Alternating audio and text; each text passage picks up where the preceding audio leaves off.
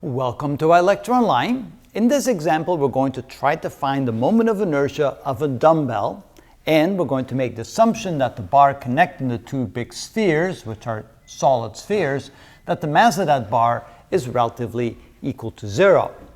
So how do we do that? Well, we need to find the moment of inertia of this ball and the moment of inertia of this ball. But notice that here, this is displaced from the point of rotation. So we're going to have to use the parallel axis theorem for the second one. So we can then say that the moment of inertia of the two together is going to be the moment of inertia of the first one plus the moment of inertia of the second one. Since the first one has the center mass at the point of rotation, we could simply take the moment of inertia of its solid sphere. That means that I is therefore equal to 2/5 the mass times the radius squared. But for the second one, we need to find the moment of inertia of that ball now offset by a certain distance. So using the parallel axis theorem, that would be the moment of inertia of the center mass plus the mass times the displaced distance squared from the center mass of the ball to the point of rotation. So this distance here would be distance d. And notice that in this case, distance d is going to be equal to the radius of the first one, which is 10 centimeters, plus the length of the bar, which is also 10 centimeters, plus the radius of the second ball, which is, again, 10 centimeters. So that's a total of 30 centimeters for the distance d. So now we're ready to plug that into our equation.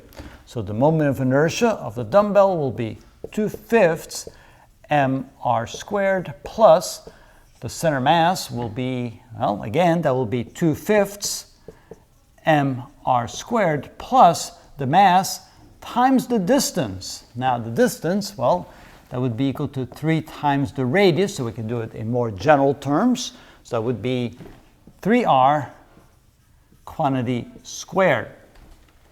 So in this case, the moment of inertia will be equal to 2/5 plus 2/5, which is 4/5 mr squared plus, that will be 9 mr squared.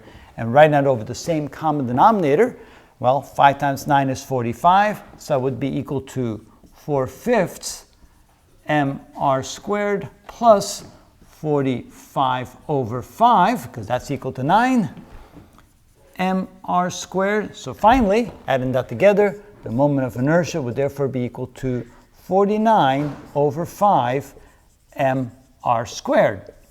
Now, if we put the number to that, let's go ahead and finish that up over here. So the moment of inertia being equal to 49/5 mr squared, that means it's 49/5 times the mass, which is 1, times the radius, which is 0.1 quantity squared.